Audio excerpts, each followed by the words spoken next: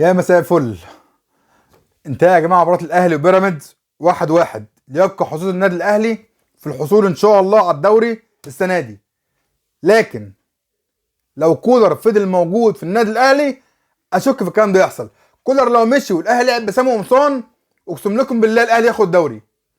يا جماعه الاهلي النهارده لو كان النهارده الماتش خلص فوز بيراميدز كان يبقى فرق 7 نقط. كنت هطلع اقول لك دلوقتي مبروك الدوري لبيراميدز والاهلي يركز في البطوله اللي فاضله له، دوري ابطال افريقيا. لكن دلوقتي بعد احمد رضا دلوقتي الجول ده هيبقى سبب حصول النادي الاهلي على الدوري ان شاء الله، بس بشرط ان كولر يمشي. طول ما يا جماعه كولر موجود في النادي الاهلي هي كارثه بمنتهى المقاييس، كارثه كارثه يا جماعه بجد. مش عارف النادي الاهلي سكت عليه ليه. النادي الاهلي يعني انت عندك سكواد جامد جدا النهارده يا جماعه. كولر النهارده بدا بريتم عالي وضغط عالي وكل حاجه كل حاجه حلوه. ليه بقى لازم نالف الشوط الثاني؟ الريتم العالي خلاه رتم واطي قوي قوي قوي. يعني بدل ما تختم عالي ختمت واطي خالص. رحت طلع لي الاجنحه بتاعتك، طلع لي الشحات وبن شرقي اللي بيعملوا رتم عالي عشان تنزل مين؟ محمد عبد الله البطيء. يا لهوي، تحس انه جاي ايه، بيلعب ما بين ايماع، عايز يعدي كل كره يعدي بايماع. بيلعب ايماع، ما بيلعبش لعيبه كويره. والناحيه الثانيه طاهر. فايه كولر بطأ الريتم، عمل كارثه تانية. طلع مروان عطيه اللاعب 6 بتاعك، طلعه الجول جه من ناحيته. يعني مروان لو كان موجود ساعتها كان ما كانش الجول ده جه. كان هيكمل مع نص الملعب، وكان هيكمل مع الشيبي. لكن دلوقتي انت فضيت له نص الملعب، كشفت له نص ملعبك، فبالتالي ايه؟ اتلسوعت جول التعادل. يا جماعه جول التعادل جه ازاي؟ بالجرينتا بتاعت الاهلي والحميه، عشان كده الحمد لله الجول جه. يعني انت عندك الريتم العالي اللي بدات بيه، بقت مروان والهافات الشحات وبن شرقي، غيرت ده كله، نزلت طاهر ومحمد عبد الله واحمد رضا البطيء برضه. يا جماعه عايزين نتكلم عليه برضه، جاب جول حلو وكل حاجه، بس رتمه بطيء في الملعب. يا جماعه هنتكلم كوره، رتمه بطيء في الملعب. يعني مروان ما يطلعش من الملعب، مروان ما يطلعش. يعني دلوقتي بيلعب فريق تقيل، فريق جامد زي بيراميدز. دلوقتي لعب تحت الكوره عشان ناقص منه واحد، فانا بلعب دلوقتي هو هيلعب على الكوره الثانيه.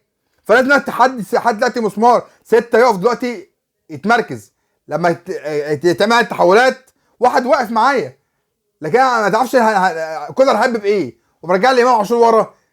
كولر يا جماعه بيعمل كوارث في النادي الاهلي. كولر عنده سكواد جامد جدا، هو مش عارف يوظف اللعيبه دي، مش عارف يوظف اللعيبه. يعني مع عادل معلول بره، معلول كبلير مهم بره خالص، قاعد في بيته. عملت ايه النهارده؟ يحيى اتصاب وكريم الدبيس اتصاب، عملت لي هاني باك ليفت ووديت اكرم من نص الملعب حطيته ايه؟ باك رايت. فيا جماعه كولر لازم اداره الاهلي تعمل اي حاجه. يعني ناقص الاهلي يا جماعه دوري ابطال افريقيا، هيتغلب من سان داونز. مدرب جبان يا جماعه، مدرب جبان. هنستنى لغايه ما يطلع من دوري ابطال افريقيا؟ دلوقتي انت بتراهن دلوقتي على الدوري. جول احمد رضا يا جماعه ده ان شاء الله هيبقى سبب ان الاهلي ياخد الدوري، بس بشرط كولر يمشي. كولر لو فضل قاعد هيخسر البنوات جايه. يعني دلوقتي يا جماعه بيراميدز دلوقتي هيتعادل ماتشين، خلاص انت ايكوال بينك وبينه. لكن دلوقتي هتكمل بالمستوى ده، الدنيا مش هتبقى احسن حاجه. انت لا عارف تطلع بالكوره ولا عارف تعمل تكتيك. حتى جراديشار نازل، مش عارف هو نازل ايه. انت بتنازل تلعب باتنين مهاجمين. فين الباكات اللي بتكمل؟ فين الكورسات اللي بتتعمل؟ فين العمق؟ مفيش حاجه بتتعمل يا جماعه، مفيش حاجه بتتعمل. انت اللعيبه بتاعتك يعني بن شرقي يطلع ليه؟ يعني بن شرقي مش عارف يطلع ليه. ومازال محمد عبد الله. يا جماعه ارحمونا يا جماعه. لازم الاهلي تتحرك بسرعه. عشان كده دوري ابطال افريقيا هيضيع من الاهلي بسبب كولر. يعني يا جماعه الاسبوع الجاي ما تستبعدش الاهلي يتغلب من سان داونز في بريتوريا هناك، ما تستبعدش ان كولر اصلا مدرب جبان. بقى عندك خلاص كل مركز 1 و2 و3 والثلاثه بيبقوا سوبر. لكن انت خلاص، انت كولر خلاص هو بالصبانه بتاعته ولا بتاعته الصغيره دي وعلى الله. فيا جماعه دلوقتي لازم اداره الاهلي تتحرك بسرعه عشان خاطر تحافظ على حظوظ الاهلي في الدوري، وتحافظ على حظوظ الاهلي في دوري ابطال افريقيا ان شاء الله يا جماعه. ان شاء الله يا جماعه كده كويس جدا. الاهلي يتعادل في اخر ثانيه ليبقى على حظوظ النادي الاهلي كده من 7 نقط ل4. 7 دي كنا نطلع دلوقتي نقول لك مبروك الدوري لبيراميدز، لكن 4 دي تعادلين لبيراميدز، وان شاء الله الاهلي يرجع تاني، وباذن الله يبقى هدف احمد رضا ده يبقى ان شاء الله ده العوده للنادي الاهلي للحصول على الدوري رقم 45 باذن الله تعالى ان شاء الله باذن الله. شكرا يا كباتن، وتحياتي ليك يا صديقي.